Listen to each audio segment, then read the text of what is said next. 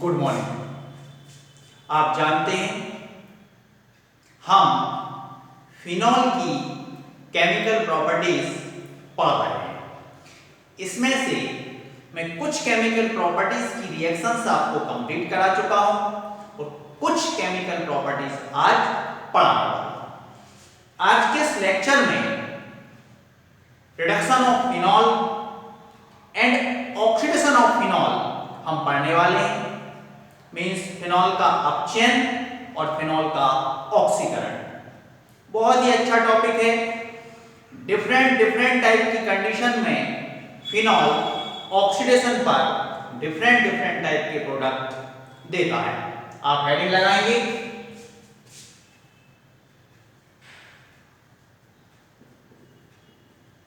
Reduction of phenol. ये भी phenol की केमिकल प्रॉपर्टीज है। मैं आपको 6 केमिकल प्रॉपर्टीज कंप्लीट करा चुका हूं। ये 7 नंबर की केमिकल प्रॉपर्टीज है। यदि आप इससे पहले वाले लेक्चर के सीक्वेंस के हिसाब से देखते हैं तो आप ध्यान दें।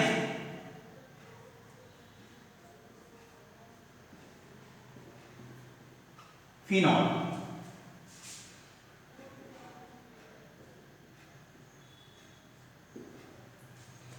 इसका रिडक्शन होगा in the presence of nickel,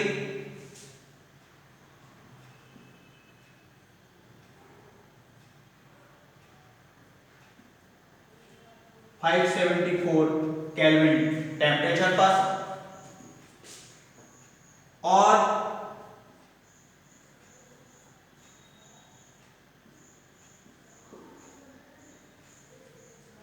cyclohexanol का प्रिपरेशन होगा। It's cyclohexanol.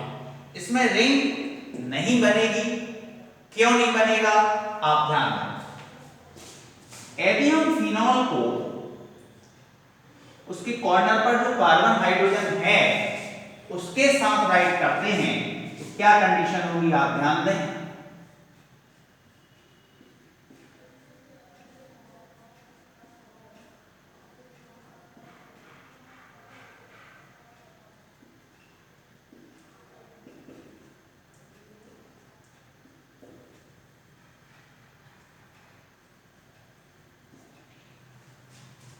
इस फिनॉल में और इस फिनॉल में कोई अंतर नहीं है। इसमें जितने भी एटम्स थे मैंने सभी को उसके साथ में लिख दिया है। मैं आपसे बार बार बोलता हूं कि बेंजीन रिंग में जितने भी कॉर्नर्स हैं उन कॉर्नर्स पर कार्बन और हाइड्रोजन होते हैं। आप ध्यान दें 6 hydrogen, nascent hydrogen in the presence of nickel 574 Kelvin 1 2 3 4 5 and 6 carbon. इस कार्बन पर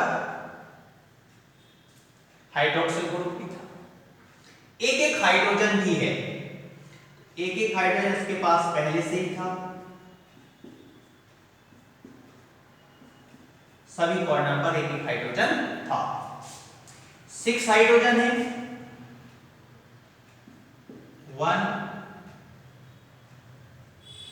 2 3 4 5 और 6। इस हाइड्रोजन के साथ इसकी बॉन्डिंग कंप्लीट हो जाती है, इसलिए इसमें हमें डबल बॉन्ड बनाने की जरूरत नहीं होती। इसको आप ऐसे भी राइट कर सकते हैं और इसको आप इस तरह भी राइट कर सकते हैं। और इसको लिखने का एक तरीका और हो सकता है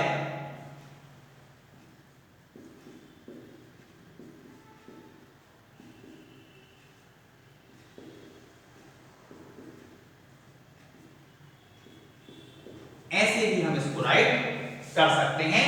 इट्स साइक्लोहेक्सेनॉल। तो फिनॉल रिडक्शन पर साइक्लोहेक्सेनॉल देता है। आप इसको नोट कर लें। मिटा दूं? Okay.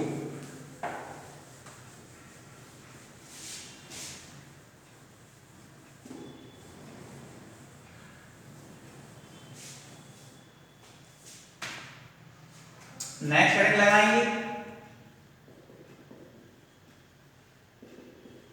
Oxidation of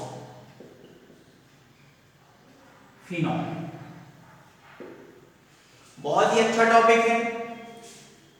different type के ऑक्सीडाइजिंग एजेंट की प्रेजेंस में फिनॉल डिफरेंट डिफरेंट टाइप के प्रोडक्ट देता है। जब भी हम अलग अलग कंडीशन में फिनॉल का ऑक्सीकरण कराते हैं तो हमें अलग अलग प्रोडक्ट मिलते हैं।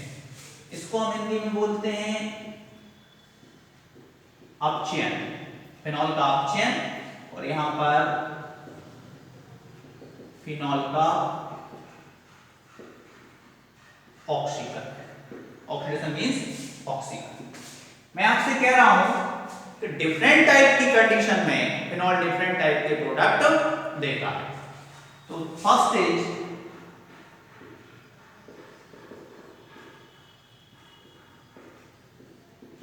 एटमॉस्फेरिक ऑक्सीडेशन, वायुमंडल में फिनॉल का ऑक्सीकरण। यदि आप फिनॉल को एटमॉस्फेयर में खुला छोड़ देते हैं तो फिनॉल ऑक्सीडाइज हो जाता है और पिंक कलर का क्विनोन बनाता है। आप ध्यान दें,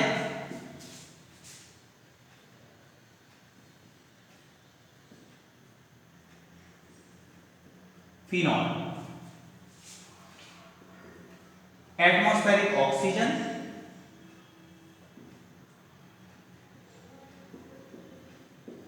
सनलाइट। ये जो ऑक्सीजन है मैं इसको दूसरे टाइप से राइट कर रहा हूं O2।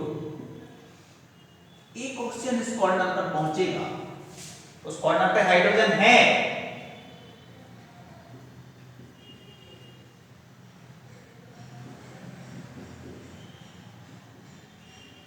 इस कॉर्नर से एक हाइड्रोजन यहां से, टोटल हाइड्रोजन कितना हुआ 2, और 1 ऑक्सीजन यहां पर था तो H2O। ये बन गया आपका क्विनोन। और ये क्विनोन जो है वो पिंक कलर का होता है। कभी कभी क्वेश्चंस पूछा जाता है बोर्ड एग्जाम में, फिनॉल को एटमॉस्फेयर में खुला छोड़ने पर वह किस कलर का हो जाता है या पिंक कलर का हो जाता है, क्यों हो जाता है। इस टाइप से क्वेश्चंस पूछा जाता है तो फिनॉल का क्या हो जाता है, ऑक्सीडेशन हो जाता है, इसलिए फिनॉल पिंक कलर का हो जाता है। बट ये जो क्विनोन है, इस रिएक्शंस को आगे देखना,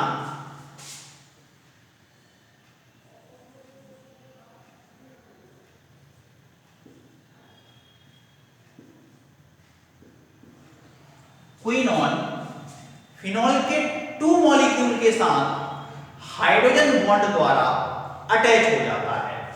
कैसे?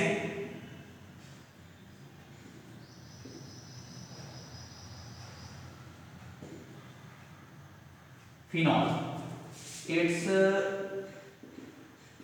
क्विनोन, फिनॉल के 2 मॉलिक्यूल लेना है,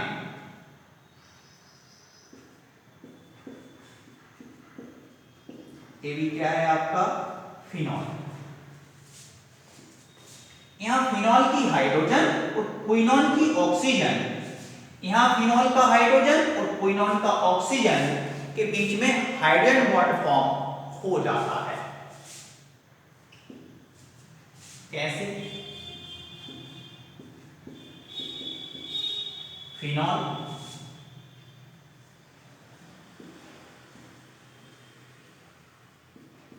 क्विनोन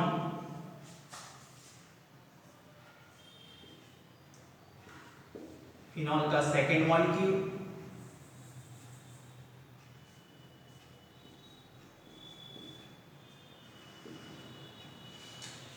इन दोनों के बीच में हाइड्रोजन बॉन्ड फॉर्म हो जाएगा। इससे जो प्रोडक्ट बनेगा उसको हम कहेंगे फिनो क्विनोन, और ये होता है रेड कलर का। फिनॉल एटमॉस्फेयर में खुला छोड़ने पर पिंक कलर का क्विनोन बनाता है, जो फिनॉल के 2 मॉलिक्यूल के साथ हाइड्रोजन बॉन्ड द्वारा अटैच होकर फिनोक्विनोन बनाता है, जो कि रेड कलर का होता है। ये हमने फिनॉल की फर्स्ट एटमॉस्फेरिक कंडीशन में ऑक्सीडेशन कराया और उसमें पहले हमें क्विनोन मिला, उसके बाद हमें फिनोक्विनोन मिला। ये बॉन्ड था, इस बॉन्ड से ये बॉन्ड कैसे बन गया ये भी मैं आपको आगे सिखाने वाला हूं इसी ऑक्सीडेशन में। आप ध्यान दें, इसको मिटा दो। ओके,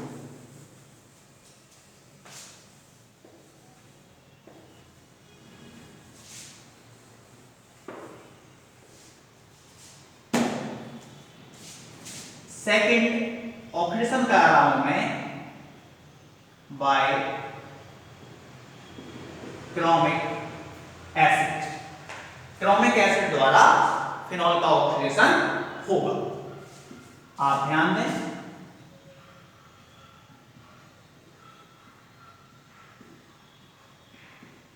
फिनॉल, इसमें सर्किल भी बना सकते हैं आप।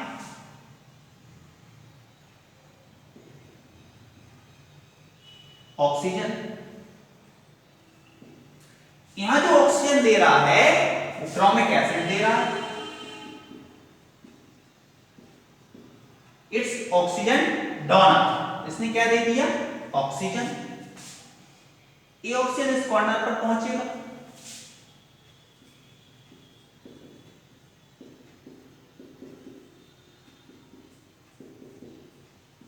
एक क्विनोन, यहां से H बाहर आया, एक H यहां था 2H और एक ऑक्सीजन था H2O। ये क्रोमिक एसिड द्वारा आपको क्विनोन मिल गया। अब मैं आपको दिखाने वाला हूं कि बॉन्ड इस टाइप के बॉन्ड में कैसे कन्वर्ट हुआ, ये रिएक्शन किस टाइप से कंप्लीट हुई। आप पूरा सीक्वेंस भी समझ लीजिए। यदि ऑक्सीडेशन आता है तो इतनी रिएक्शन लिख के आएंगे, उससे काम हो जाएगा, हमें ज्यादा लिखने की जरूरत नहीं है। जितना पूछा जाए एग्जाम में सिर्फ उतना लिख के आते हैं, बट सीखने की जरूरत है, हमें आना सब चाहिए और एग्जाम में जो पूछा जाए उतना ही हमें लिखकर आना चाहिए। तो ये किस टाइप से बना इसको मैं आपको दिखाने वाला हूं। आप ध्यान दें,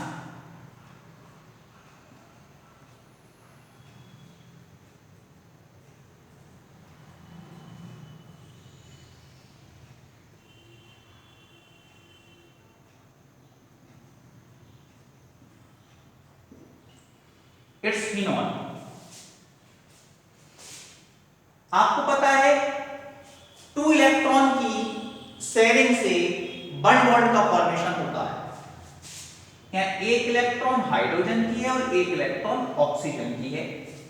यहाँ होमोलिटिक बॉन्ड फ्यूजन होगा, मींस समास बंध विखंडन होगा।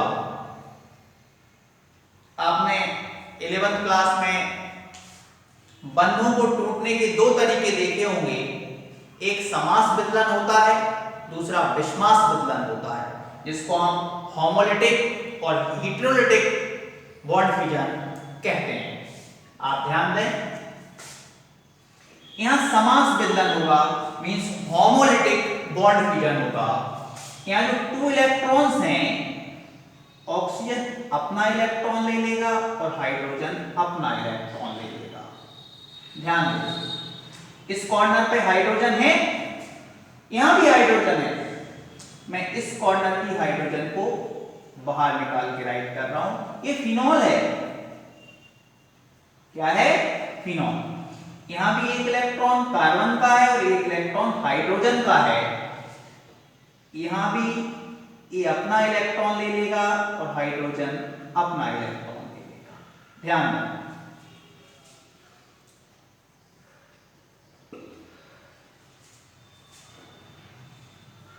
जब ये अपने अपने इलेक्ट्रॉन ले लेंगे तो उसके बाद क्या बनेगा? होमोलिटिक बॉन्ड फ्यूजन जो होता है उसके बाद फ्री रेडिकल बनता है। कैसे बनेगा?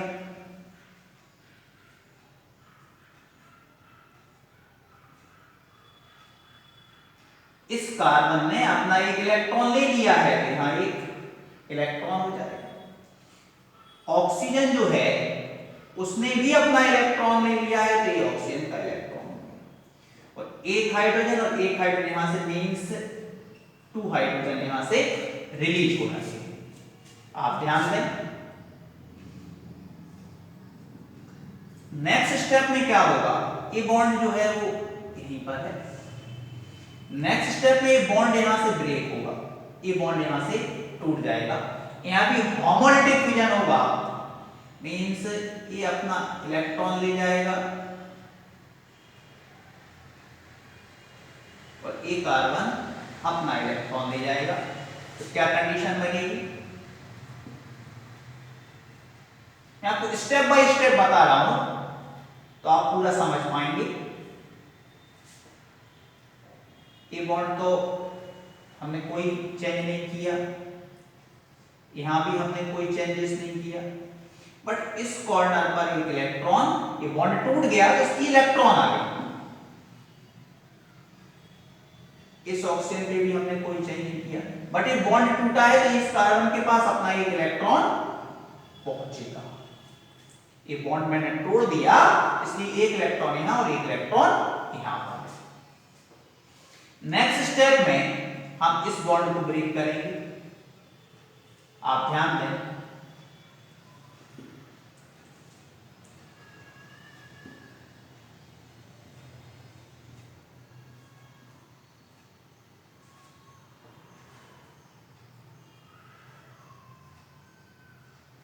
इसके पास एक इलेक्ट्रॉन थी, एक इलेक्ट्रॉन यहां थी, इन दोनों इलेक्ट्रॉन ने मिलकर एक बॉन्ड बना दिया, ये डबल बॉन्ड हो गया इस ऑक्सीजन का। अब यहां एक इलेक्ट्रॉन है, आप ध्यान दें, इस इलेक्ट्रॉन ने और इस इलेक्ट्रॉन ने मिलकर एक बॉन्ड बना लिया, ये बॉन्ड फॉर्म हो गया, बीच से डबल बॉन्ड आ गया, ये इलेक्ट्रॉन फ्री है, ये बॉन्ड टूट रहा है, यहां एक इलेक्ट्रॉन आ जाएगी और यहां ये बॉन्ड टूटने से एक इलेक्ट्रॉन तो इस पोजीशन पे आएगी और एक इलेक्ट्रॉन इस पोजीशन पे पहुंचेगी। एक यहां पहले से एक और इलेक्ट्रॉन। नेक्स्ट स्टेप देखिए,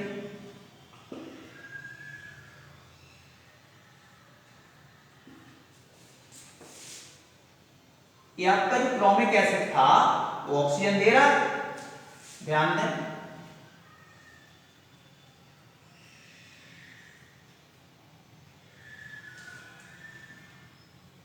ये ऑक्सीजन यहां पहुंचेगा,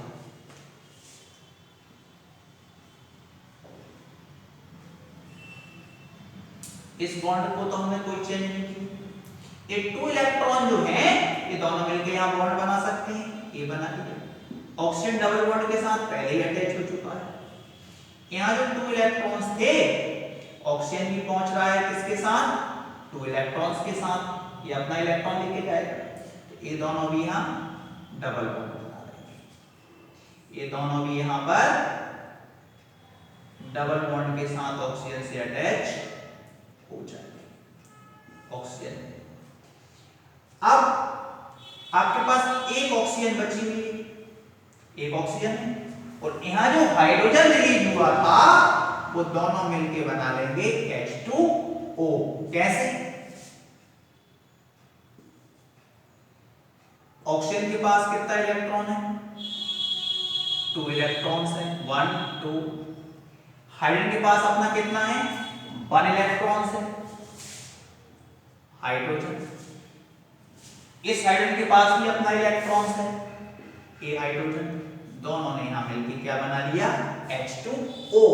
तो जो क्विनोन का फॉर्मेशन होता है और ये बॉन्ड टूटता है, उससे इस टाइप की बॉन्ड्स बनती हैं, किस तरह होता है उसे समझने के लिए आप इस स्टेप से समझ सकते हैं।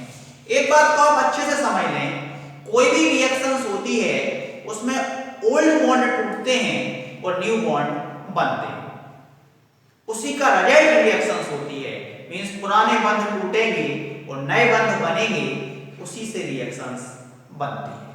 आप इसको नोट कर लें।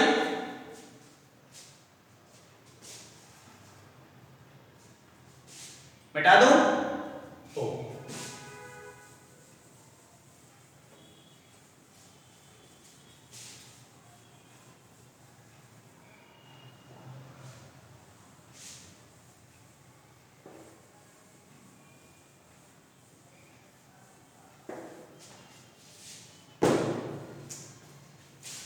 Third is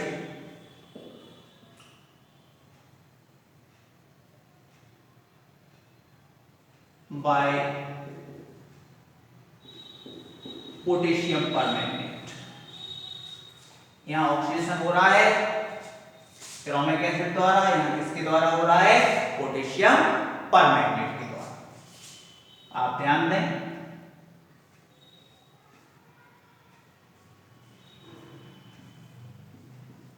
phenol,